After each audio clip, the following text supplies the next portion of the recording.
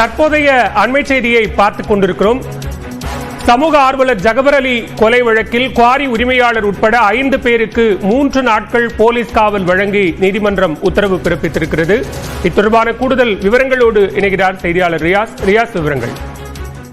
பலவேல் திரும்பியும் அருகே உள்ள செல்லனூர் பகுதியைச் சேர்ந்த ஜகபர் அலி கொலை வழக்கில் கைதாகியுள்ள 5 பேர் கைதாயிருக்காங்க. இந்த குவாரி உரிமையாளர் உட்பட கடந்த ஒரு வாரத்திற்கு முன்பு 3ஆம் தேதி, அதாவது கடந்த மாதம் 15 நாள் நிபந்தனைகள் இருக்கு ஜாமீன் இது நீதிமன்றத்தில் அணுகிற நிலையில சட்டம் இந்த கைதாகி சிறையில் இருந்த காரி உரிமையாளர் உட்பட 5 பேர் புதுக்கோட்டை நீதி நடுவர் ஆஜர்படுத்தினாங்க இன்னைக்கு காலையில.